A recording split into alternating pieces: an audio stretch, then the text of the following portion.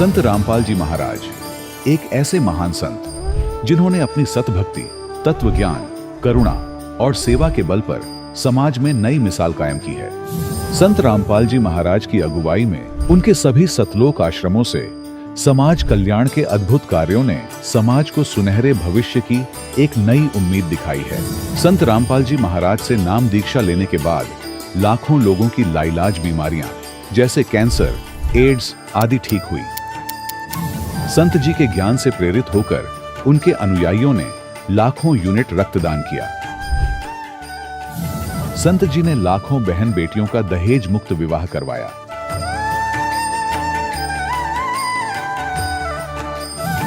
संत जी ने लाखों लोगों का नशा छुड़वाया, करोड़ों उजड़े परिवार बसे। संत जी के आश्रमों में समागम के दौरान निःशुल्क नेत्र चिकित्सा, दंत चिकित्सा प्रदान की जाती है। संत रामपाल जी महाराज द्वारा समय समय पर पर्यावरण संरक्षण के उद्देश्य से बड़े स्तर पर वृक्षारोपण किया जाता है। संत जी ने जरूरतमंदों को तत्काल राहत पहुंचाने के लिए एम्बुलेंस सेवा शुरू की। संत जी अपने अनुयायियों को देहदान के लिए प्रेरित करते हैं, जिससे मानवता की सेवा और चिकित्सा क्षेत्र में सुधार हो सके। संत रामपाल जी महाराज के सभी आश्रमों में हर रोज निःशुल्क भंडारा आयोजित किया जाता है, जहां हर वर्ग, हर जाति और हर धर्म के लोग एक साथ बैठकर भोजन करते हैं।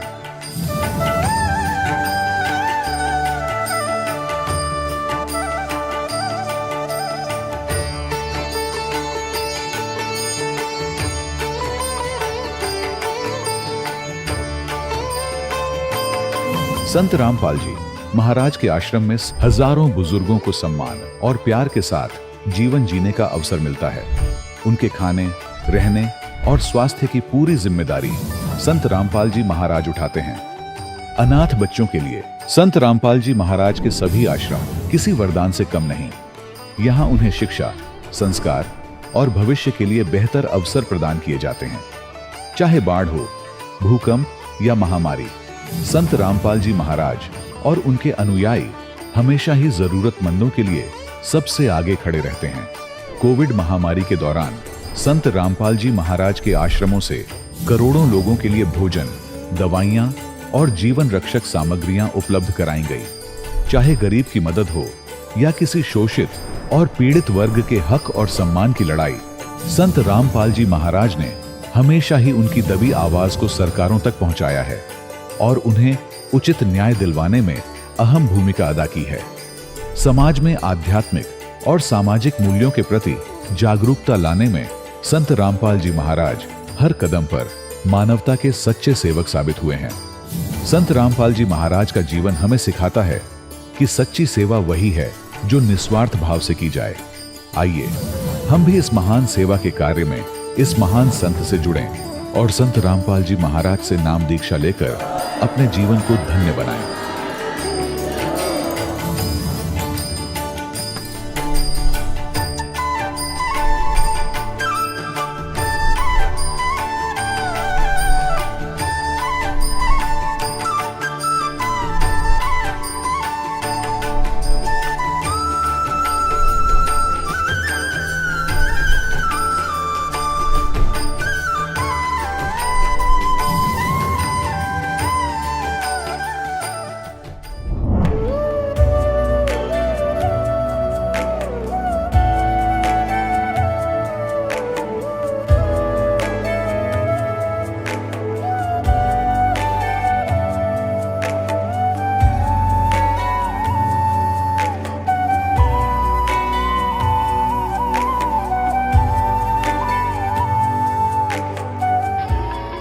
प्रभु राम, देव, भगवान, अल्लाह, खुदा, ईश आदि नाम एक ही शक्ति के हैं। वो कैसा है, कहां है, कैसे मिलता है, किसने देखा है? ये प्रश्नवाचक चिन्ह पूर्ण रूप से हटाने के लिए अवश्य सुनिए जगत गुरु तत्वदर्शी संत रामपाल जी महाराज के अमृत वचन, सर्व पवित्र धर्मों के पवित्र शास्त्रों के आधार पर। सत साहिब दर्शकों, ये है रोशन जी, जो कुरुक्षेत्र हरियाणा के रहने वाले हैं। रोशन जी उन तमाम भक्ति साधनाओं को करते थे जो हिंदू समाज में प्रचलित है, और उन सभी भक्ति साधनाओं को करते हुए भी इनके व्यापार में इन्हें हानि हो रही थी। फिर इनकी जिंदगी तब बदली जब इन्होंने संत रामपाल जी महाराज से नाम दीक्षा ली। आखिर ऐसा क्या हुआ कि रोशन जी ने उन तमाम साधनाओं को त्याग कर संत रामपाल जी महाराज जी की शरण ग्रहण की? आइए सुनते हैं रोशन जी की कहानी, उन्हीं की जुबानी। नमस्कार सर। साहब जी। सर क्या नाम है आपका? रोशन दास। सर कहाँ से हैं आप? मैं हरियाणा जिला कुरुक्षेत्र में रहने वाला हूँ। सर संत रामपाल जी महाराज से नाम दीक्षा आपने कब ली? सन 2004 में ली जी। सर संत रामपाल जी महाराज से नाम दीक्षा लेने से पहले क्या आप कोई भक्ति साधना भी करते थे? हाँ जी, उससे पहले मैंने गुरु भी बना रखा था और शिव जी महाराज की भक्ति करता था, बजरंगबली महाराज की भक्ति करता था और माता की पूजा भी करता था और गुरु भी बना रखा था। इसके अलावा मैं सभी मंदिरों में जाता था, माता के मंदिर में भी जाता था, शिव जी महाराज के मंदिर में भी जाता था और बजरंगबली महाराज के मंदिर में भी जाता था। और गुरु जी ने जो मंत्र दे रखा था उसका भी मैं जाप करता था और शाम सवेरे धूप बत्ती करता था इन सभी की। एक दिन मेरे मन में विचार उठता है कि मैं इनकी सबकी भक्ति भी करता हूँ और इतना परेशानी भी क्यों है मेरे को। इसलिए मैंने एक दिन मन में विचार उठा कि हे परमात्मा, अगर तू कहीं है, तू सच्चा परमात्मा है तो मेरे को बताओ और कहाँ और कैसे मिलेंगे आप। एक दिन अचानक मैंने सुबह सुबह टीवी खोला। टीवी में संत रामपाल जी महाराज के प्रवचन चले हुए थे। मैंने देखा, 5 मिनट तक देखा। मैं देखा कि शायद हो सकता है यही गुरु पूरे हों और इन्हीं से ही काम बनेगा। अगले दिन मैंने उसी समय फिर टीवी खोला और देखा तो उस समय सत्संग चला हुआ था। फिर मैंने सोच लिया भी शायद यही गुरु पूरे हैं और इन्हीं से मेरे को नाम लेना पड़ेगा। उसके बाद मैं 6 महीने तक संत रामपाल जी के आश्रम में नहीं जा पाया और मेरी बात भी हुई थी वहाँ पे टेलीफोन पे। वो कहते थे यहाँ आओ, आपको नामदान दिया जाएगा और आपको के सारे सुख मिलेंगे, पर मैं 6 महीने तक नहीं जा पाया। उसके बाद अचानक गुरुजियों के सत्संग चले थे। जैसे पहले करनाल आए गुरुजी, कुरुक्षेत्र आए, अम्बाड़ा आए, यमुनानगर गए थे। सन 2004 में जैसे गुरुजी आए, सत्संग शुरू हुआ। पहले ही सत्संग में मैंने गुरुजियों से नामदान ले लिया और उसके बाद से मैं संत रामपाल जी महाराज के बताए अनुसार भक्ति कर रहा था। सर हमने सुना है कि संत रामपाल जी महाराज से नाम दीक्षा लेने के बाद श्रद्धालुओं को बहुत सारे लाभ प्राप्त होते हैं, तो क्या आपको भी लाभ प्राप्त हुए? हाँ जी, मेरे को बहुत सारे लाभ प्राप्त हुए। मेरा हर तरह से परमात्मा ने जब से मैंने नाम लिया, हर तरह से परमात्मा जैसे साथ साथ रहते थे और हर तरह के लाभ दिए। पर मैंने कुछ गलतियाँ की बीच में। उस समय परमात्मा ने मेरे को लाभ नहीं दिया। बीच में मेरे को दिक्कतें आई। तब मैंने एक बार सन 2004 में मैंने एक प्लांट लगाया था। उस प्लांट में मैंने 40-50 लाख रुपए लगाया था। उसमें ज़मीन भी बेची थी, कहीं से कर्जा भी लिया था और वो प्लांट मेरा फेल हो गया हर तरह से। मैंने पूरी कोशिश की उस प्लांट को चलाने की, मगर मेरा प्लांट चल नहीं पाया। लास्ट में मैंने सोचा भी या तो अब मरना पड़ेगा कहीं पे या परमात्मा मेरे प्लांट को चलाओ। तो मैंने परमात्मा से रो रो के प्रार्थना की। मैं आधा घंटा अपने कमरे में पढ़ के रोता रहा। रोते रोते मेरे को बाहर से प्लांट के चलने की आवाज़ आई और मैंने देखा भी प्लांट तो चलने की स्थिति में नहीं था, ये चल कैसे गया। मैं फिर भी बाहर नहीं निकला और मैं जो गुरुजी ने मेरे को संत रामपाल जी महाराज जी ने मंत्र बता रखे थे, मैं उनका जाप करता रहा। मैं 2 घंटे तक लगातार जाप किया और परमात्मा ने दया की कि मेरा वो प्लांट जो बिल्कुल फेल हो रखा था, सतगुरु संत रामपाल जी महाराज जी ने वो चलाया और जो प्लांट आसपास के थे उस एरिए के, वो स्ट्राइक की वजह से सारे बंद हो चुके थे और मेरा प्लांट चलता रहा और वो स्ट्राइक के एरिए से बाहर था। जो रेता बजरी का वो प्लांट था और जो रेता बजरी 3-4 रुपये फुट बिकता था वो 10-12 रुपये फुट तक परमात्मा ने बिकवाया। और जो पैसा मैंने 4 साल में कमाना था 1 साल में कमा के, और मैंने 1 साल के बाद परमात्मा से प्रार्थना की, परमात्मा मेरा ही प्लांट बिकवा दो। मैंने बहुत पैसा कमा लिया। उसके बाद मैं वो प्लांट बेच दिया, परमात्मा ने बिकवाया, दाता ने। और उसके बाद में प्लांट बेच के कुरुक्षेत्र आ गया और कुरुक्षेत्र आके मैंने फिर समर्सिबल मोटरों की फैक्ट्री लगाई। अब मैं समर्सिबल मोटरों की फैक्ट्री ही चलाता हूँ। सर जैसा कि आपने बताया कि पहले आप पारंपरिक देवी देवताओं की पूजा करते थे, मंदिरों में जाते थे और आपने गुरु भी बना रखे थे, तो यहाँ एक विचारणीय विषय यह है कि पहले जो आप भक्ति साधना करते थे उससे आपको लाभ नहीं मिला और फिर आप संत रामपाल जी महाराज की शरण में आते हैं तो आपको लाभ मिलना शुरू हो जाते हैं। इसके पीछे क्या कारण है? ये सही भक्ति है, ये शास्त्रों के अनुसार भक्ति है। इसलिए यहाँ कोई भी आए सबको ही लाभ मिलेंगे। पूरी पृथ्वी के लोग आ जाएं सबको लाभ मिलेंगे, क्योंकि ये पूर्ण परमात्मा है। और संत रामपाल ही इस समय इस पृथ्वी पे पूर्ण परमात्मा के रूप में, कबीर साहिब के रूप में आए हुए पूर्ण संत हैं। पूर्ण संत भी नहीं कहेंगे, पर मैं तो परमात्मा ही कहूँगा, ये परमात्मा ही खुद आए हुए हैं। सर कहते हैं कि गुरु नहीं बदलना चाहिए, गुरु बदलना पाप है। आपने भी गुरु बदला, तो क्या आपने सही किया? संत रामपाल के अलावा इस पृथ्वी पे कोई गुरु ही नहीं है, मैं तो यही कहूँगा, क्योंकि वो अधूरे गुरु हैं और अधूरा ही ज्ञान देते हैं। उस व्यक्ति से हम अमर नहीं हो सकते। संत रामपाल जी महाराज जी पूरी पृथ्वी के ऊपर पूर्ण संत है, जो गीता के अनुसार आज भक्ति बता रहे हैं। और ओम तत्सत 3 प्रकार के मंत्रों का जाप देने का अधिकारी संत रामपाल जी महाराज हैं, और उसके अलावा कोई संत है ही नहीं। अगर कोई कहता है हम किसी भी नेशनल चैनल के द्वारा उनको कहेंगे संतों को भी आओ बैठो और अपना ज्ञान बताओ, उधर से संत रामपाल जी महाराज का ज्ञान चलाएंगे। अगर वो पूर्ण संत हैं तो अपना ज्ञान चैनल पे पूरी दुनिया देखेगी, पूरे विश्व के लोग देखेंगे। सर बहुत सारे लोग आज आपको टीवी पर देख रहे हैं, उनमें से बहुत सारे लोग परेशान हैं या नशाग्रस्त हैं, उनके लिए आप क्या संदेश देना चाहेंगे? हम सबसे प्रार्थना करेंगे हाथ जोड़ के कि जितनी जल्दी हो सके संत रामपाल जी महाराज की शरण में आएँ और जल्दी से जल्दी नाम लें। और नाम लेने के बाद ही तो पता चलेगा संत रामपाल जी महाराज जी से नाम लेने से क्या लाभ होते हैं। जब तक आप नाम नहीं लोगे, उस ज्ञान को समझोगे नहीं, सुनोगे नहीं, तब तक आपको क्या पता है संत रामपाल जी महाराज से क्या लाभ होते हैं। जब आप नाम लोगे, और मैं गारंटी के साथ, दावे के साथ ये बात कहता हूँ, आपको सर्व सुख दाता ये संत रामपाल जी महाराज पृथ्वी के ऊपर आए। सर्व सुख दाता, सर्व सुख का मतलब होते हैं जैसे परमात्मा बांझ को पुत्र देता है, निर्धन को माया देता है, कोढ़ी को काया ठीक करता है। और याद जैसे कैंसर जैसे रोग भी संत रामपाल जी महाराज की शरण में आने से ठीक हो जाते हैं। और वो पूर्ण संत हैं, और पूर्ण परमात्मा को हो या पूर्ण संत करो, एक ही बात है। सर संत रामपाल जी महाराज से नाम दीक्षा लेने के लिए क्या करना होगा? अन्य बहुत से चैनलों के ऊपर संत रामपाल जी महाराज के सत्संग चल रहे हैं, वहाँ उनके नीचे एक पट्टी चलती है, पट्टी के ऊपर मोबाइल नंबर आते हैं, उन मोबाइल नंबरों के ऊपर फ़ोन करके पता कर सकते हैं अकबी कहाँ पे नामदान लेने के लिए कहाँ आना पड़ेगा, और वहाँ जाके आप नामदान ले सकते हैं। धन्यवाद सर।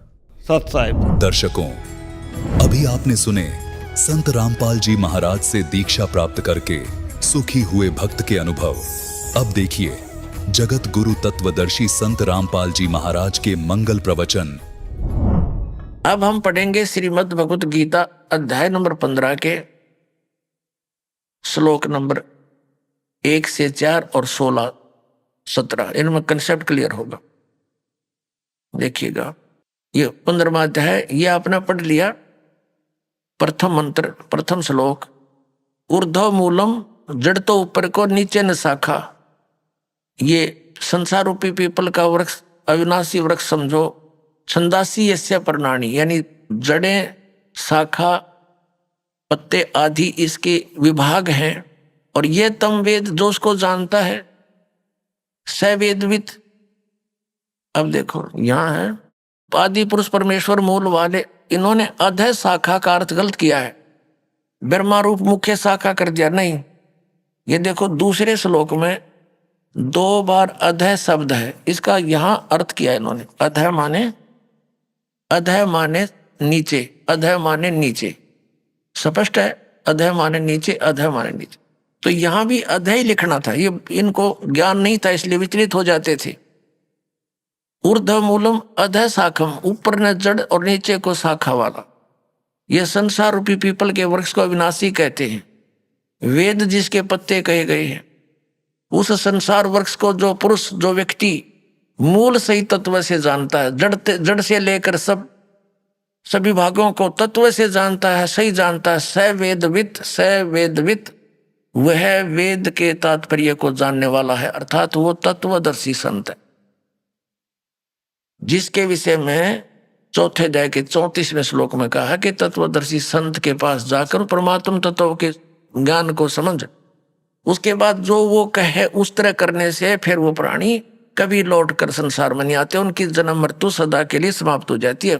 15वें अध्याय के 1 से लेकर 4 तक का ये सारांश है। आगे क्या बताया है कि ये शाखा कौन है? रजगुण ब्रह्मा, सतगुण विष्णु, तम गुण शिव जी। देखिएगा, ये 15वां अध्याय हम पढ़ रहे हैं। हमने एक श्लोक क्लियर कर लिया। अब दूसरा, इसमें लिखा है कि उस संसार वृक्ष की तीनों गुण रूप, तीनों गुण रूप ये शाखा, ये विषय भोग रूप, विषय पर वाला विषय विकारों वाली, ये तो देव मनुष्य तरक्या तीनों नाप लिखा है, ये शाखा है। अधः माने नीचे, ऊर्ध्व माने ऊपर फैली हुई है। मनुष्य लोक में कर्मों के अनुसार बांधने वाली भी ये मूलानी यानी मुख्य कारण है, नीचे और ऊपर फैली हुई है, सब जगह नहीं, केवल नीचे और ऊपर। अब यहाँ ये कंसेप्ट क्लियर करना पड़ेगा। अब ये स्पष्ट करना पड़ेगा कि रजगुण ब्रह्मा जी, सतगुण विष्णु जी, तमगुण शिव जी। इसके लिए देखिएगा मार्कंडेय पुराण। ये मार्कंडेय पुराण, और ये कहां से प्रकाशित है? गीता प्रेस गोरखपुर से।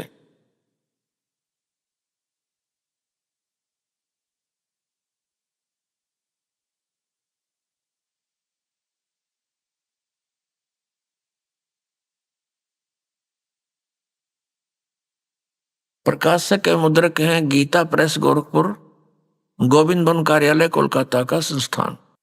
ये संक्षिप्त मार्कंडेय पुराण पृष्ठ 122 से हम प्रारंभ करेंगे। यहां लिखा है कि मार्कंडेय जी बोले, मार्कंडेय जी ज्ञान दे रहे हैं। अब हम 123 पर आ जाते हैं। 123 पर यहां आ गया, रजोगुण प्रधान ब्रह्मा, तमोगुण प्रधान रुद्र और सतो प्रधान विश्वपालक विष्णु हैं। यही तीन देवता हैं और यही तीन गुण है। अपने आत्माओं, ये हमारे धर्म गुरु आचार्य शंकराचार्य या मंडलेश्वर, इनमें से कुछ एक तो ठीक बताते हैं। जैसे इनसे कोई प्रश्न करता है कि क्या रजगुण ब्रह्मा, सतगुण विष्णु, तमगुण शिव जी हैं, जो बिल्कुल निष्पक्ष हैं, वो तो सही कह देते हैं कि हाँ बिल्कुल शास्त्रों में ऐसा ही लिखा है।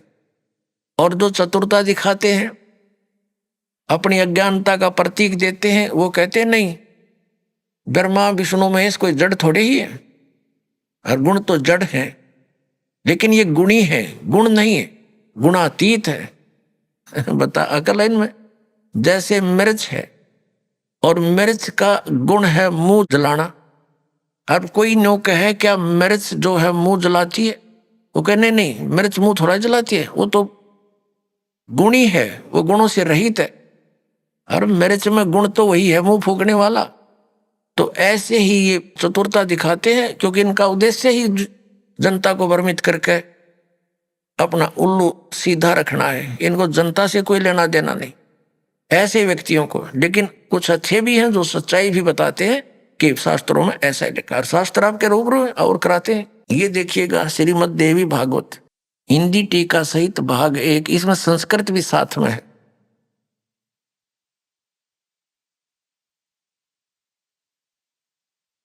अथ देवी भागवतम सभाष्टीकम समातम, खेमराज श्री कृष्ण दास प्रकाशन मुंबई। अब इसके तीसरे स्कंद पर हम आगे हैं। अथ श्रीमद देवी भागवते भाषा टीका युक्ते तृतीय स्कंद प्रारंभते। इसके तीसरे स्कंद के 11वें पृष्ठ पर हम पढ़ेंगे। ये 11वां पृष्ठ है, ये 5वां अध्याय है, इसका 8वां श्लोक है। भगवान शंकर अपनी माता दुर्गा से कह रहे हैं, हे माता, यदि हमारे ऊपर सदा आप दया युक्त हो तो हमको तमोगुण में किस प्रकार प्रदान किया है? ब्रह्मा रजोगुण और हरि सतोगुण युक्त किए। फिर संस्कृत देखो, ये संस्कृत भी पढ़ेंगे हम, क्योंकि अब हम शिक्षित हैं। यदि दया धर्मना न सदा अंबिके कथम अहम विहित, क्यों मैं रच दिया, क्यों बना दिया तमोगुण, मुझे तमोगुण क्यों बना दिया? कमल जय, कमल से उत्पन्न होने वाले ब्रह्मा को रजोगुण संभव, क्यों रजोगुण उत्पन्न कर दिया? सुविहित है किमो सतोगुण हरि, और विष्णु जी को आपने सतोगुण क्यों बना दिया? इति सिद्धम रजगुण ब्रह्मा सतगुण विष्णु तमगुण शिव जी। तो परमात्मा कबीर देव जी ने, परमेश्वर ने स्वयं आकर यथार्थ ज्ञान दिया कि अक्षर पुरुष एक पेड़ है और सरपुरुष यानी निरंजन वा की डार, और तीनों देवा रजगुण ब्रह्मा सतगुण विष्णु तमगुण शिव जी, तीनों देवा शाखा हैं। ये पात रूप संसार। अब हम गीता अध्याय नंबर 15 के श्लोक 1 से 4 और 16-17 को पढ़ेंगे। अब आसानी से समझ में आ जाएगा, कंसेप्ट क्लियर हो गया। तीनों गुण, रजगुण ब्रह्मा है, सतगुण विष्णु, तमगुण शिव जी। अब देखिए गीता अध्याय नंबर 15 का और श्लोक नंबर हम 2 पढ़ रहे हैं। उस संसार रूपी वृक्ष की तीनों गुण रूप रजगुण ब्रह्मा, सतगुण विष्णु, तमगुण शिव जी, ये विषय पर वाला शाखा, अब संस्कृत भी साथ पढ़ेंगे हम। ये तीनों शाखाएं हैं, विषय भोग तरह का ये शाखाएं, नीचे और ऊपर। अब नीचे और ऊपर कैसे? जैसे ये श्रीमद् भगवत गीता का ज्ञान पृथ्वी लोक पर बोला जा रहा था, नीचे पाताल लोक पर, ऊपर स्वर्ग लोक पर, इन 3 लोकों पर ही इन ब्रह्मा जी, विष्णु जी और शिव जी का आधिपत्य है। यहां तक इनकी एक एक विभागीय मंत्री समझो, ये इन 3 लोकों पर, ऊपर स्वर्ग में, नीचे पाताल तक इसकी इनकी रेंज है, इनकी जो है ना प्रभुता है, इनकी सीमा है, सर्वत्र नहीं। ये देखिए नीचे और ऊपर, सर्वत्र नहीं, ऊपर फैली हुई है मनुष्य लोक में, और कर्मों के अनुसार बांधने वाली भी यही मुख्य कारण है, नीचे और ऊपर ये व्याप्त है। अब तीसरे में क्या बताया है कि इस संसार वृक्ष का, अब गीता ज्ञान दाता ये ब्रह्म है, गीता ज्ञान दाता ब्रह्म है, श्री कृष्ण जी में बोल रहा प्रवेश करके। और ये क्या बताता है कि संसार रूपी वृक्ष की जो मैं जानकारी इस अध्यात्म ज्ञान में दे रहा हूं, गीता जी के डिस्कशन में, तेरी मेरी चर्चा में मैं कंप्लीट नहीं बता पाऊंगा, क्योंकि मुझे इसका पूर्ण ज्ञान नहीं है। देखना अध्याय नंबर 15 का श्लोक 3 पढ़ रहे हैं। इस संसार वृक्ष का स्वरूप जैसा कहा है वैसा यहां विचार काल में, तेरे मेरी चर्चा में, गीता जी के डिस्कशन में नहीं पाया जाता। यानी मैं नहीं जानता इस पूरे संसार के आदि और अंत को, संसार रूपी वृक्ष के यानी सब ब्रह्मांडों के बारे में नहीं कंप्लीट जानता, क्योंकि न तो इसका आदि और न अंत, और तथा न इसकी अच्छी प्रकार से स्थिति है। इसलिए इस सुविरुद्ध मूलम यानी जड़ जो है वो परमात्मा है, वो अविनाशी है, उसका लोक भी अविनाशी है। अति दृढ़ मूल वाले यानी इस अविनाशी मूल वाले संसार रूपी पीपल के वृक्ष को, दृढ़ेन माने दृढ़, असंग शस्त्रेण का अर्थ इन्होंने कर दिया वैराग रूप शस्त्र द्वारा नहीं, तत्व ज्ञान रूपी शस्त्र द्वारा काट कर यानी अच्छी तरह समझ कर। अब चौथे में क्या कहा है, 15वें अध्याय का 4था श्लोक।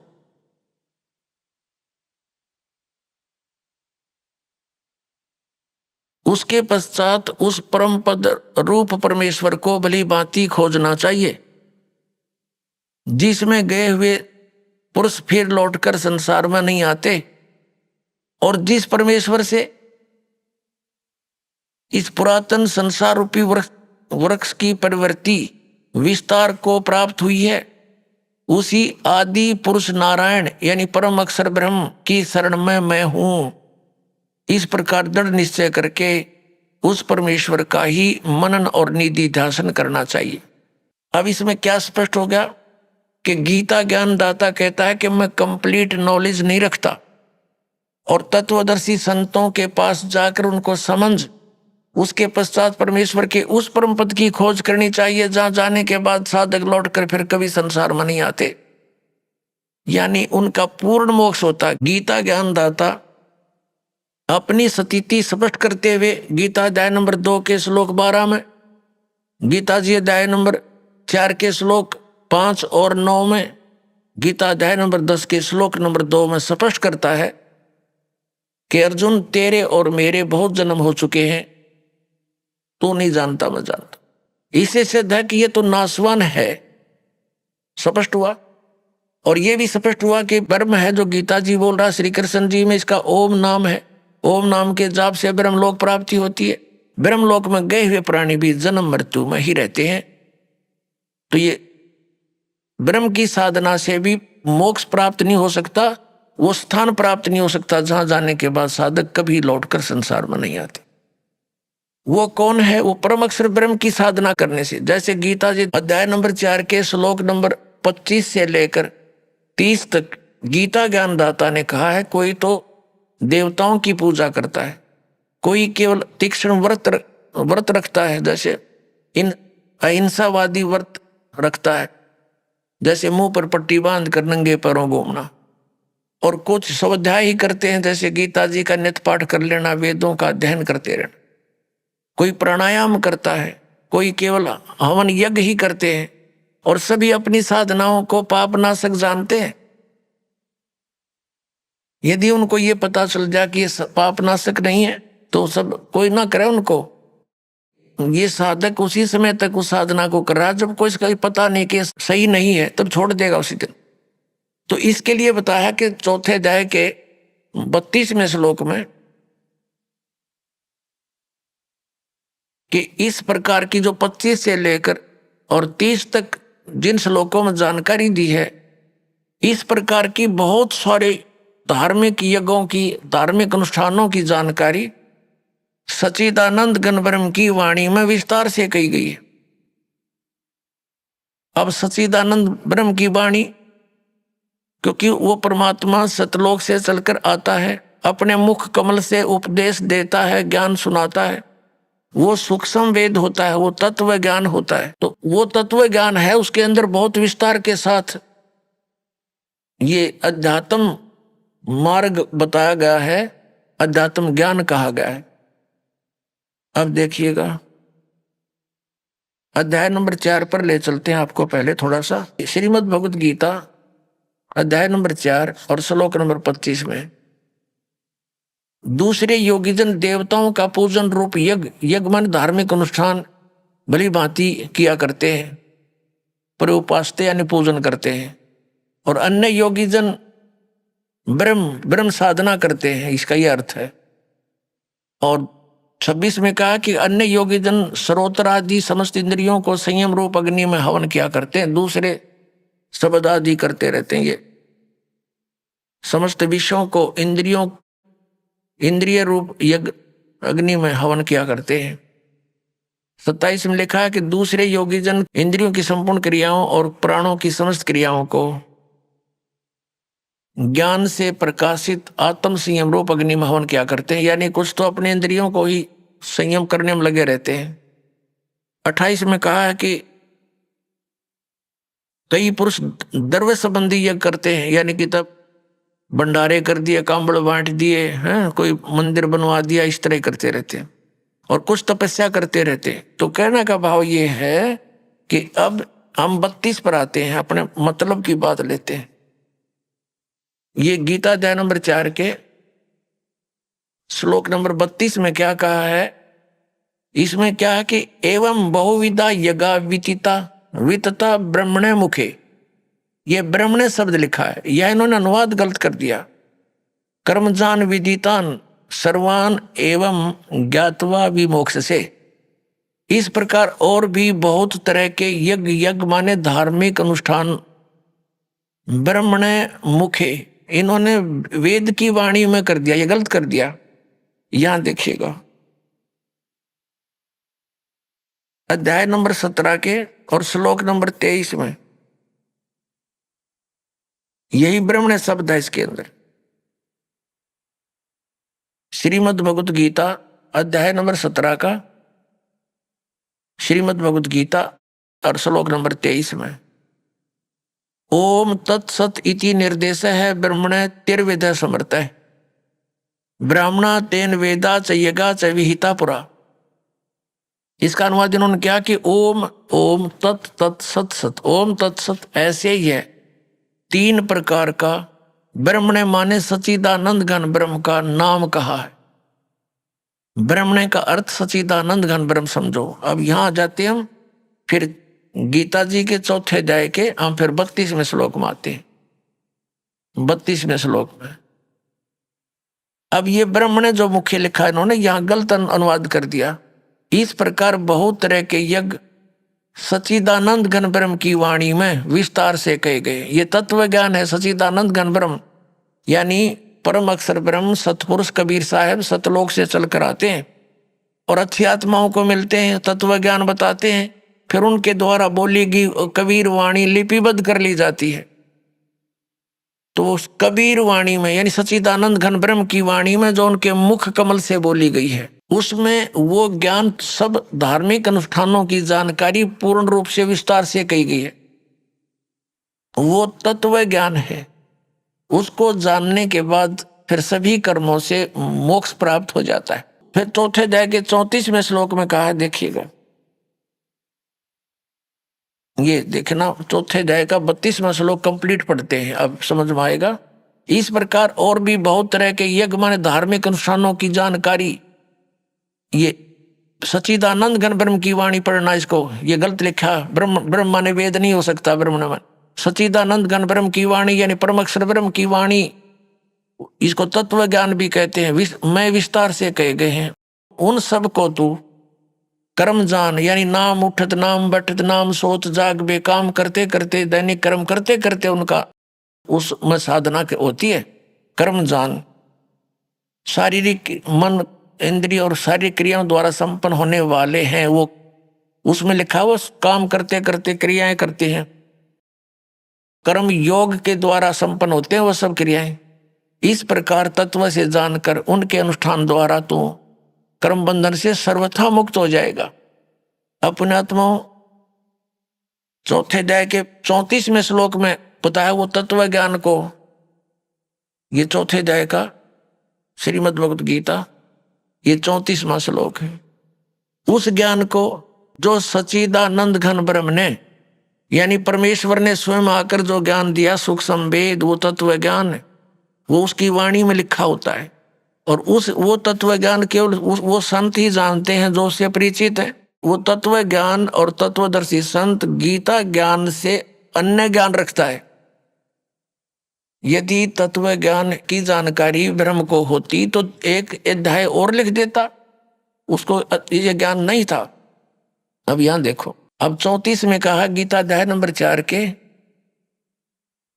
श्लोक नंबर 34 में कहा कि उस ज्ञान को जो सच्चिदानंद घन ब्रह्म की वाणी में विस्तार से कहा गया है, तो तत्वदर्शी संतों के पास जाकर, ज्ञानियों के पास जाकर समझ, उनको भली भांति दंडवत प्रणाम करने से और उनकी सेवा करने से, कपट छोड़कर सरलता पूर्वक प्रसन्न करने से वे परमात्म तत्व को भली भांति जानने वाले ज्ञानी महात्मा तुझे तत्व ज्ञान का उपदेश करेंगे। अपने आत्माओं, ये दास अब कहाँ लाना चाहता है आप जी को? गीता जी अध्याय नंबर 8 के श्लोक नंबर 1 में अर्जुन ने पूछा कि आप जी ने जो 7वें अध्याय के 29वें श्लोक में बताया है कि तत्ब्रह्म को जानकर और सारे दातुन से परिचित, सब कर्मों से परिचित व्यक्ति केवल जरा और मरण से छूटने का प्रयत्न करता। जरा माने वृद्ध अवस्था और मरण माने मृत्यु। तो 8वें अध्याय के प्रथम मंत्र में पूछा वो किम तत्ब्रह्म। ये देखिएगा, ये है श्रीमद् भगवत गीता अध्याय नंबर 7 और श्लोक नंबर 29, ये 29। यह इसकी केवल संस्कृत है, आगे इसका अनुवाद है। जरा मरण मोक्षाय, जरा माने बुढ़ापा, मरण माने मृत्यु, मोक्ष माने छुटकारा पाने के अर्थ। माम आश्रित यतंती ये ते ब्रह्म तत्विदु कृष्णम अध्यात्म कर्म से अखिलम। इसका अर्थ है कि माम आश्रित, मैंने जो तुझे बताया है इस ज्ञान को आश्रित जो कर लेगा, तत्वदर्शी संतों को खोज लेता है, वह जो जरा मरण मोक्ष से छूटने, मोक्ष के लिए, जरा मरण के मोक्ष के लिए ही यतंती प्रयत्न करते हैं, वे तत्ब्रह्म को और संपूर्ण तत्ब्रह्म को जानते हैं और सारे अध्यात्म ज्ञान को और सब कर्मों को से परिचित है। ये देखिएगा, यह अनुवाद है 7वें अध्याय के 29वें श्लोक का। जो मेरी शरण होकर आश्रित है, इसका अर्थ तो ये दास ने जो बताया वही सही है कि मेरे इस ज्ञान का आश्रय कर ले, कि तत्वदर्शी संत की खोज कर ले, उसके बाद उससे प्राप्त ज्ञान के आधार से जो केवल जरा और मरण से छूटने का ही प्रयत्न करते हैं, वे उस तत्ब्रह्म से और सारे दातम ज्ञान से और सब कर्मों से परिचित हैं। देखिए, अब 7वें अध्याय का 29वां श्लोक हम गीता जी का पढ़ रहे हैं। जो मेरे आश्रित माने शरण होकर जरा और मरण, जरा माने वृद्धावस्था, मरण माने मृत्यु से छूटने के लिए यत्न करते हैं, वे उस ब्रह्म को और संपूर्ण अध्यात्म को, ये देखो उस तत् ब्रह्म, तत् ब्रह्म, उस ब्रह्म को, संपूर्ण अध्यात्म को और संपूर्ण कर्मों को जानते हैं। यहाँ 8वां अध्याय प्रारंभ होता है। इसका प्रथम ही श्लोक है 8वें अध्याय का। इसमें पूछा है किम तत्ब्रह्म, आपने जिस इस तत्ब्रह्म के बारे में कहा है कि तत् ब्रह्म को, उस ब्रह्म को और सब संपूर्ण अध्यात्म को, संपूर्ण कर्मों को जानते हैं। यह पूछा 8वें अध्याय के प्रथम श्लोक में किम तत्ब्रह्म और किम अध्यात्म, किम कर्म पुरुषोत्तम, किम अधिभूत च किम प्रोक्तम, अधिदेवम किम उच्यते। इसका उत्तर यहां गीता ज्ञान ये है, 8वें अध्याय का प्रथम मंत्र है, वह ब्रह्म क्या है, ये प्रश्न किया है अर्जुन ने। इसका उत्तर दिया है 8वें अध्याय के 3रे श्लोक में। ये 8वें अध्याय का ये 3रा श्लोक है। वह परम अक्षर ब्रह्म है, परम अक्षर ब्रह्म है, 3रे श्लोक में उत्तर दिया। अपने आत्माओं, अब हम आते हैं गीता जी अध्याय नंबर 15 के श्लोक नंबर 16 और 17 पे। इससे सारा कंसेप्ट जो दास करना चाहता था क्लियर हो जाएगा। ये देखिएगा 15वें अध्याय का ये गीता अध्याय नंबर 15 और यहां ये 16वां श्लोक है। इसमें 2 पुरुष बताए हैं, दिव्यम दुऔ इमौ पुरुषौ, 2 पुरुष, 2 प्रभु, 2 स्वामी, एक सर और एक अक्षर। इसको सर पुरुष कहो। इस दोनों पुरुषों को यहां लगा सकते हैं, सर पुरुष और अक्षर पुरुष। और यहां इनका अनुवाद, इनका अनुवाद देखते हैं। इस संसार में नासवान और अविनाशी भी ये 2 प्रकार के पुरुष माने प्रभु, पुरुष माने स्वामी, भगवान कहे हैं। और सब प्राणियों के शरीर नासवान है और जीवात्मा अविनाशी कहा जाता है। इसका भावार्थ ये है कि सरपुरुष जो है ये ब्रह्म 21 ब्रह्मांड का स्वामी है और अक्षर पुरुष ये 7 संग ब्रह्मांड का स्वामी है।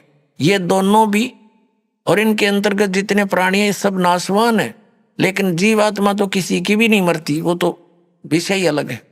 अब ये स्पष्ट कर दिया, ये तो दोनों नासवान है, सरपुरुष भी और अक्षर पुरुष भी। भले ही अक्षर माने अविनाशी होता है, लेकिन इसकी बहुत ज्यादा लंबी आयु है, जिस कारण से इसको अक्षर कह रहे हैं, लेकिन ये वास्तव में अविनाशी नहीं है।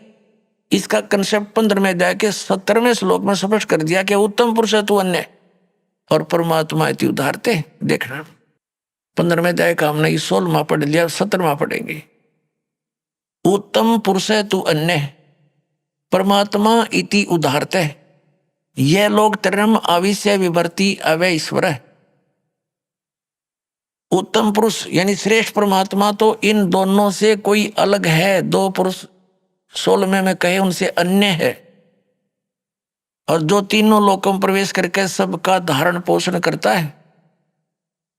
अविनाशी परमेश्वर परमात्मा इस प्रकार कहा गया है।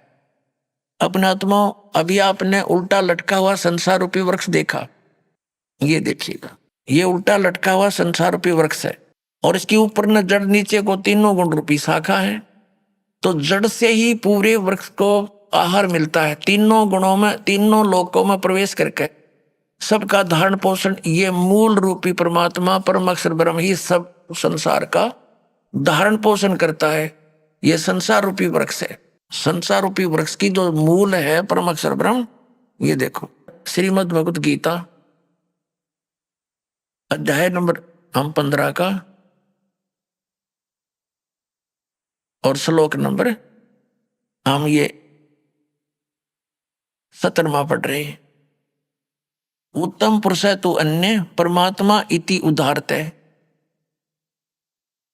उत्तम पुरुष यानी श्रेष्ठ परमात्मा प्रभु तो कोई और है, इन ऊपर वाले से दोनों से 16 वर्णित से अलग है, और उसी को परमात्मा कहा जाता है।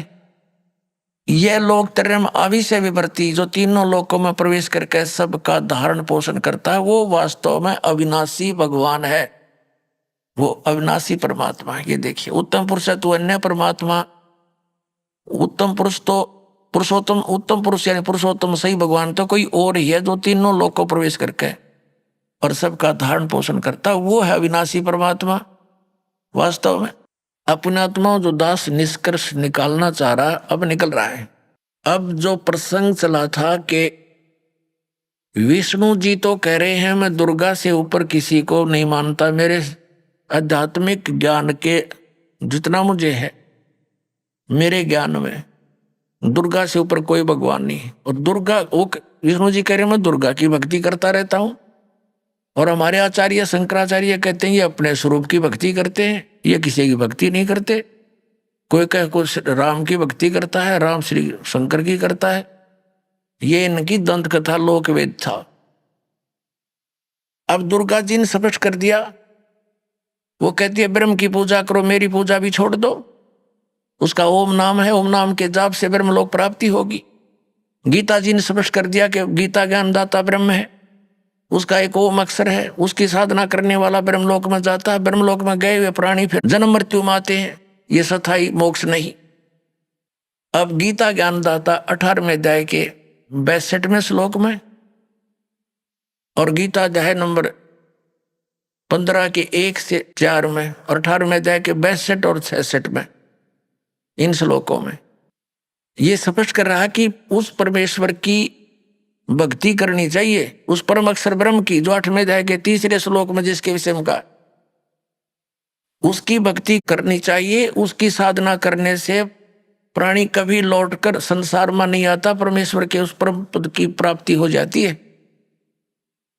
और गीता जी अध्याय नंबर 18 के श्लोक नंबर 62 में कहा कि तू सर्वभाव से उस परमेश्वर की शरण में जा, उसकी कृपा से तू परम शांति को और सनातन परम धाम को प्राप्त होगा, यानी फिर कभी जन्म मृत्यु नहीं होगी। अपनी इसने स्पष्ट कर दी, तेरी और मेरी जन्म मृत्यु सदा बनी रहेगी। अपने आत्मा आज सुबह भी यही विषय रहा था, लेकिन जब तक ये ग्रंथ रूबरू नहीं हो जाते तब तक हमें विश्वास नहीं होता, क्योंकि हम दूध के जले हुए और छाछ को भी फूंक मार कर पीते हैं। तो दास चाहता कि आपको इतना दृढ़ कर दूं कि आप सदग्रंथों को देखकर बिल्कुल पक्के हो जाओ और फिर त्याग दोगे उन नकली गुरुओं, आचार्यों और शंकराचार्यों को और अपना कल्याण कराओगे। अब देखिएगा, श्री मद् भगवत गीता अध्याय नंबर 8 के श्लोक नंबर 3 में स्पष्ट हो गया कि वो परम अक्षर ब्रह्म है। श्रीमद् भगवत गीता अध्याय नंबर 15 के श्लोक नंबर 1 से 4 और 16, 17 में स्पष्ट हो गया कि ऊपर को जड़ तो पूर्ण परमात्मा है, अक्षर पुरुष उसका तना है, सरपुरुष डार है, तीनों गुण रजगुण ब्रह्मा सदगुण विष्णु तम गुण शिव जी, ये संसार रूपी वृक्ष की शाखा है। और ये भी स्पष्ट हो गया कि सबका धारण पोषण करने वाला और वास्तव में विनाशी परमात्मा परम अक्षर पुरुष है, परम अक्षर ब्रह्म है। अब गीता अध्याय नंबर 8 के श्लोक नंबर 5 में और 7 में गीता ज्ञानदाता अपनी साधना के लिए कहता मेरी भक्ति कर। उसके लिए मंत्र इसने बता दिया 8वें अध्याय के 13वें श्लोक में कि मेरा एक ओम अक्षर है, नथिंग एल्स, और उसकी साधना मेरी भक्ति करनी है तो ओम अक्षर है तो मुझे प्राप्त होगा, लेकिन युद्ध करना पड़ेगा। और परम अक्षर ब्रह्म की शरण में जाना है, उसकी भक्ति करनी है तो उसका मंत्र बता दिया 17वें अध्याय के 23वें श्लोक में कि ओम तत्सत इति निर्देश है ब्रह्मण त्रिविध समर्थ है। ब्रह्मण माने उस परम अक्षर ब्रह्म के पाने की उसकी भक्ति का केवल ओम तत्सत इन 3 मंत्र के जाप का सिमरण करने का, 3 प्रकार से सिमरण करने का आदेश है। निर्देश, निर्देश माने फाइनल फैसला, नथिंग एल्स। तो उसकी साधना करने से तो वो 8वें अध्याय के 8, 9, 10 श्लोक में कहा कि उसकी भक्ति करेगा तो उस परमात्मा को, परम अक्षर ब्रह्म को प्राप्त होगा। जब उसकी साधना करने से वहां प्राणी चला जाता, जहां जाने के बाद फिर लौटकर संसार में नहीं आते। और ये हमारे अज्ञानी आचार्य शंकराचार्य, तत्व ज्ञानहीन प्राणी, मंडलेश्वर, ये कहते हैं हमारे धर्मगुरु कि श्री कृष्ण जी अपने बारे में कह रहे, हर इसमें कंसेप्ट क्लियर कर रखा है, दो परमात्मा नारे नारे, तीन बोले हैं, तीन बताए हैं, लेकिन दो का ही अधिक रोल है, क्योंकि हम सरपुरुष के लोक में रहते हैं और परम अक्षर ब्रह्म के लोक में हमने जाना है। उसकी साधना है, लेकिन बीच में एक थोड़ा सा इंटरफेरेंस है इसकी, अक्षर पुरुष की, इसके साथ संग ब्रह्मंडों से हमने पार कर होना है। उसके लिए इसका ये ओम तो ये सीधा ही मंत्र है ब्रह्म का, तत् ये सांकेतिक है अक्षर पुरुष का, और सत भी सांकेतिक है परम अक्षर पुरुष परम अक्षर ब्रह्म का। तो इन तीन मंत्रों के साधना से हम यहाँ से पूर्ण मोक्ष प्राप्त करके उस लोक में चले जाएंगे, जहाँ जाने के बाद साधक फिर कभी लौट कर नहीं आता।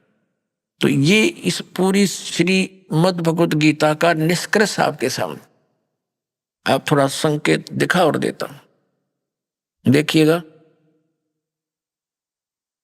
श्रीमद् भगवत गीता अध्याय नंबर 8 के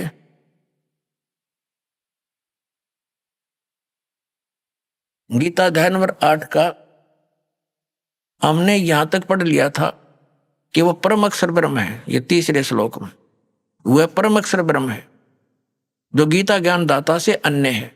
और यहां गीता ज्ञान दाता कहता है 8वें अध्याय के और ये 5वें श्लोक में,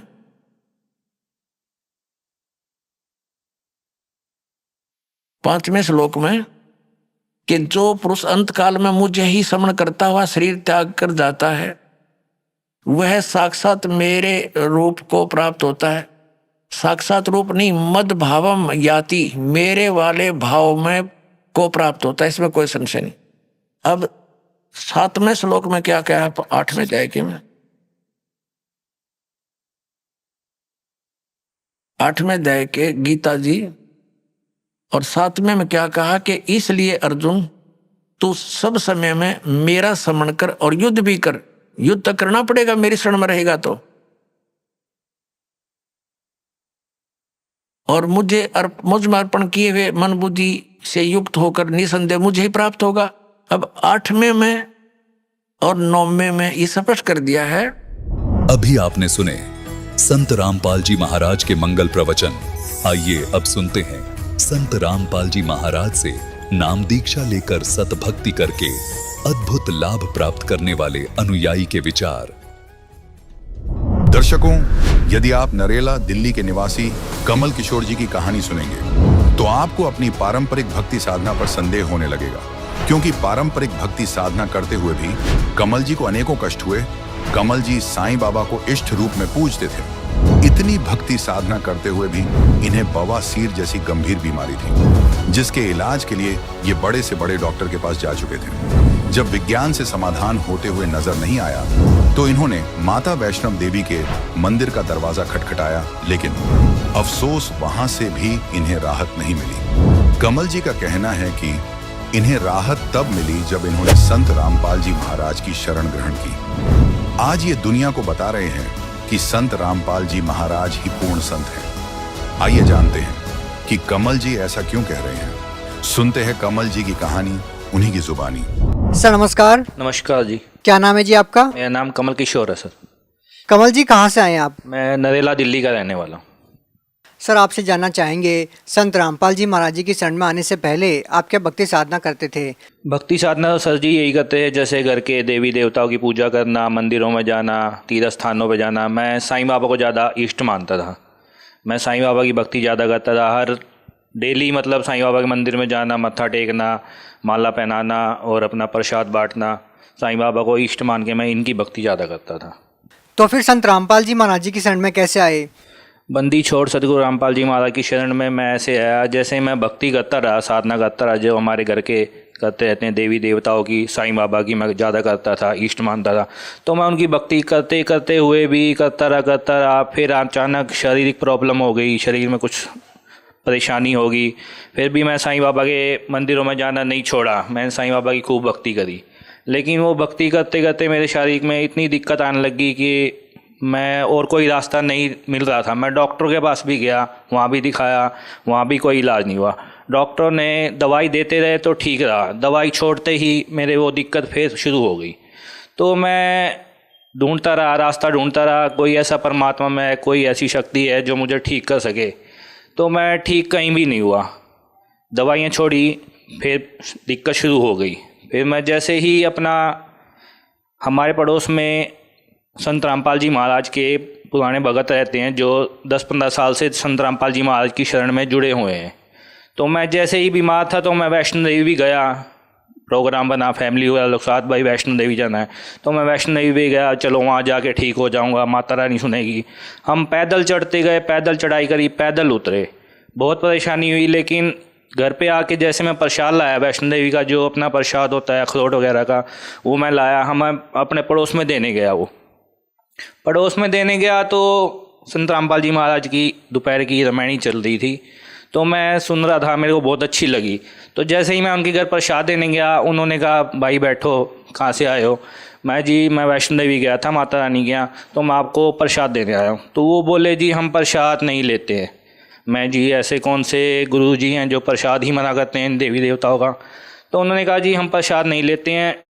तो बोले भाई आप किसको मानते हो? मैं तो वैष्णो देवी गया था, मैं तो साईं बाबा को मानता हूँ, लेकिन मैं वैष्णो देवी गया था। तो बोले जी वैष्णो देवी शेरावाली का है। मैंने कहा हाँ जी।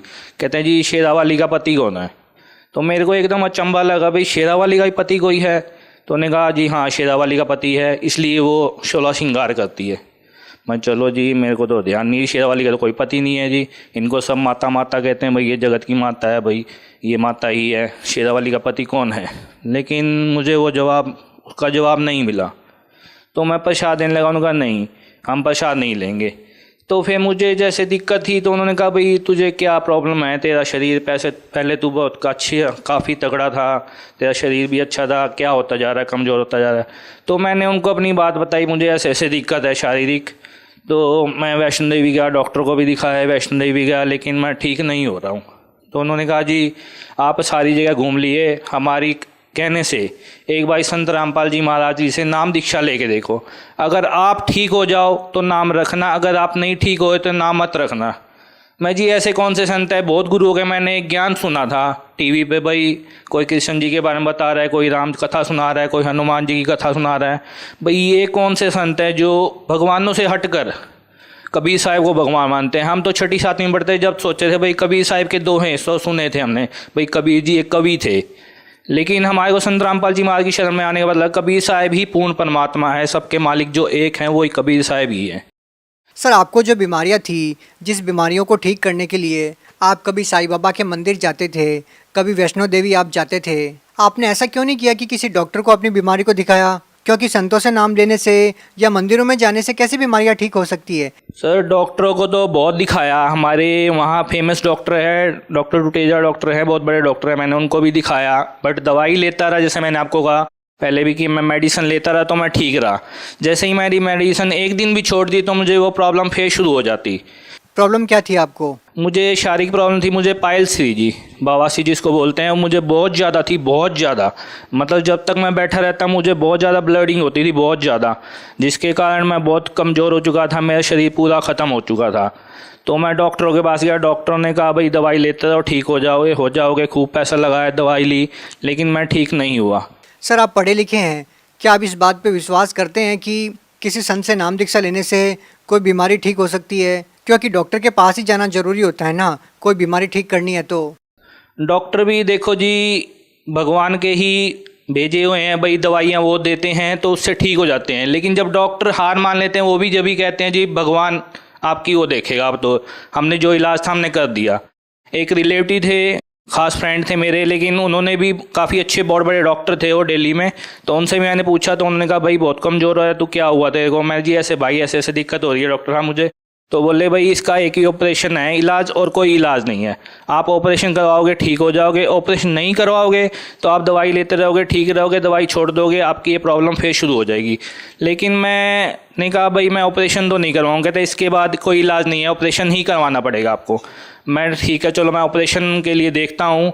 फिर जैसे ही मैं भगत जी के जो पुराने भगत थे संत रामपाल जी महाराज के चरणों में जुड़े हुए थे 15-20 साल से, तो मैं उनके घर प्रसाद देने गया, तो उन्होंने कहा आप हमारे गुरु जी से नाम लेके देखो आप, फिर आप बताना भाई क्या लाभ हुआ है, क्या आपको हानि हुई है। हानि कुछ भी नहीं होगी, लाभ ही लाभ होगा। तो फिर क्या रहा सर? जैसे ही मैं संत रामपाल जी महाराज से नाम दीक्षा लेने गया तो मैं नाम दीक्षा ली। नाम दीक्षा लेते ही मैंने दंडवत गुरु जी के आगे जैसे उन्होंने करा तो मैंने भी वैसे ही करा। मैंने नाम दीक्षा ली तो बोले नियम समझाए, देव देवताओं की भक्ति नहीं करनी और ये श्राद्ध वगैरह नहीं करना। मैं चलो जी नियम सारे पुगा लूँगा, जो मैं पहले नियम करता था उनमें कौन सा मैं सुख पा गया। मेरे शरीर में जो दिक्कत हुई किसी ने नहीं सुना। मैंने खूब मंदिरों मस्जिदों में गया, हर जगह गया, साईं बाबा के मंदिर भी गया, तीर्थ बत्तों स्थानों पर भी गया मैं, लेकिन कुछ नहीं हुआ। लेकिन जब संत रामपाल जी महाराज से नाम दीक्षा ली मैंने 2 दिन के अंदर मात्र मैं बिल्कुल ओके हो गया जी। मुझे कोई दिक्कत नहीं हुई, कोई परेशानी नहीं। कितना टाइम हो गया आपको जो अपनी बीमारी थी उसकी दवाई नहीं ली आपने? मेरे को सर कम से कम 2.5 साल हो गए। मैं 3 साल से संत रामपाल जी महाराज की शरण में आया हूँ।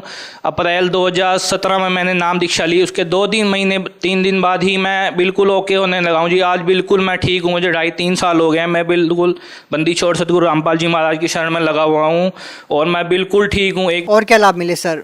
सर लाभ तो बहुत मिले हैं, जैसे आध्यात्मिक लाभ मिला है।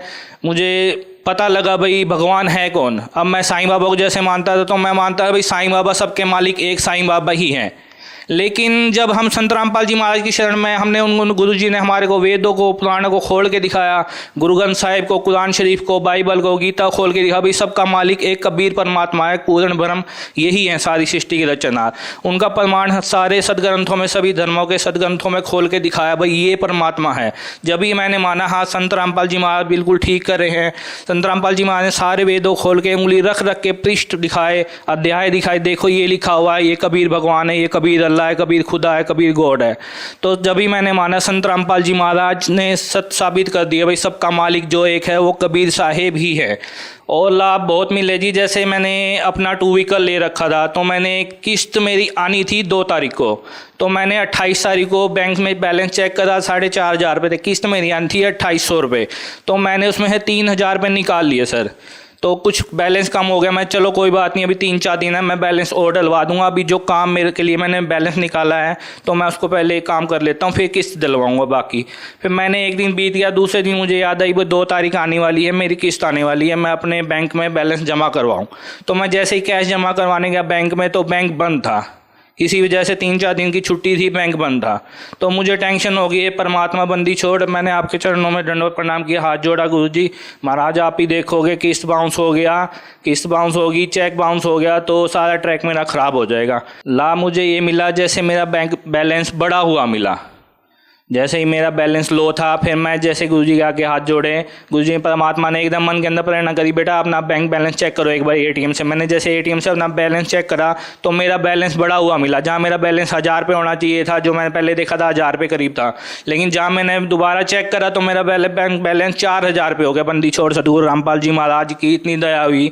और दूसरा लाभ मेरे ये हुआ, जैसे ही मैं रोड क्रॉस कर रहा था, मैं रॉन्ग साइड में था, इधर से ट्रैफिक आ रहा था और इधर से मैं जा रहा था, तो मैं रॉन्ग साइड में था। जैसे ही मैं रोड क्रॉस करने लगा अपने व्हीकल से तो सामने देखा मैंने कोई नहीं आ रहा, तो मैंने रोड क्रॉस करा, पीछे से गाड़ी वाले ने आके मुझे जोर से ठोका। बड़ी स्कॉर्पियो गाड़ी थी, उसने मुझे साइड मारी। मैं बंदी छोड़ सतगुरु रामपाल जी महाराज जो हमने हमारे को नाम दीक्षा जो मंत्र दे रखा है, सतनाम का सुमरण करता हुआ जा रहा था, तो संत रामपाल जी महाराज ने उसी टाइम मेरे स्कूटी को एकदम बिल्कुल रोक दिया। ना मैं इधर गिरा, ना मैं उधर गिरा, ना मैं कहीं जाकर मुझे कुछ चोट लगी। टक्कर इतनी ज़बरदस्त थी, भगत जी आसपास वाले देखने वाले डर गए, भाई भगत जी को, इसको लड़के को कुछ हो गया, अब ये नहीं बचेगा। लेकिन मैं स्कूटी पे ही बैठा रहा और मेरी स्कूटी ना इधर हुई, ना उधर, ना आगे ना पीछे हुई, मैं बिल्कुल सेफ रहा। लेकिन घर जाके मैंने गुरु जी के दंडवत प्रणाम करी है, परमात्मा आपने रक्षा करी, आप ही रक्षा करोगे। तो मैंने घर जाके देखा तो मुझे यहाँ पे हल्की सी खरोच आई थी, इसके अलावा मुझे कुछ भी नुकसान नहीं हुआ। संत रामपाल जी महाराज की ये बहुत बड़ी दया हुई मेरे ऊपर। सर आप भगत समाज को क्या संदेश देना चाहते हैं? भगत समाज को मैं संदेश नहीं, बस हाथ जोड़ के प्रार्थना कर सकता हूँ। सिर्फ संत रामपाल जी महाराज ही पूर्ण संत इस धरती पर आ रहे हुए हैं, कबीर साहिब के अवतार। अगर आपको विश्वास करना है तो 15-20 दिन उनका सत्संग देखें, सत्संग से आपको विश्वास हो जाएगा। आजकल समाज पढ़ा लिखा है, अपने वेदों पुराणों को उठा के खुद पढ़ सकता है, तो आप पढ़ लिख के देखें भाई कि संत रामपाल जी महाराज गलत बता रहे हैं, सही बता रहे हैं। 15-20 दिन सत्संग देखें, हाथ जोड़ के प्रार्थना है, आप सिर्फ 15-20 दिन ही सत्संग देखें, फिर आप निर्णय कीजिए संत रामपाल जी महाराज झूठ बोल रहे हैं या सच बोल रहे हैं, तो आपको विश्वास हो जाएगा क्या ये सच है या क्या झूठ है। धन्यवाद सर। सत साहिब।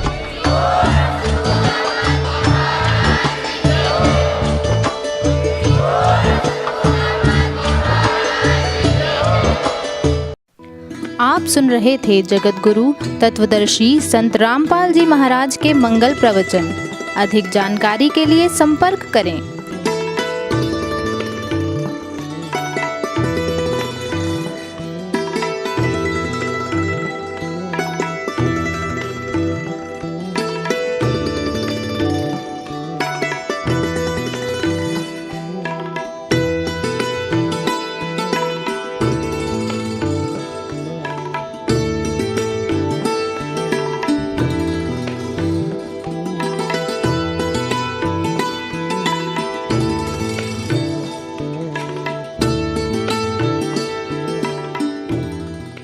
जगत गुरु तत्वदर्शी संत रामपाल जी महाराज जी के पावन सानिध्य में भक्ति की अलख जगाने तथा श्रद्धालुओं को सत्य भक्ति मार्ग का रास्ता दिखाने हेतु कनाडा के लोकप्रिय channel the TV NRI channel पर जगत गुरु तत्वदर्शी संत रामपाल जी महाराज जी के मंगल प्रवचनों का प्रसारण प्रतिदिन सुबह 7:30 बजे से 8:30 बजे तक तथा रात्रि 7:30 बजे से 8:30 बजे तक किया जा रहा है। इस सत्य भक्ति मार्ग को अपनाने के लिए अधिक से अधिक सत्संग प्रसारण देखें। इस सत्संग प्रवचन का सीधा प्रसारण संत रामपाल जी महाराज लाइव सत्संग YouTube चैनल और जगत गुरु संत रामपाल जी महाराज फेसबुक पेज पर भी देख सकते हैं।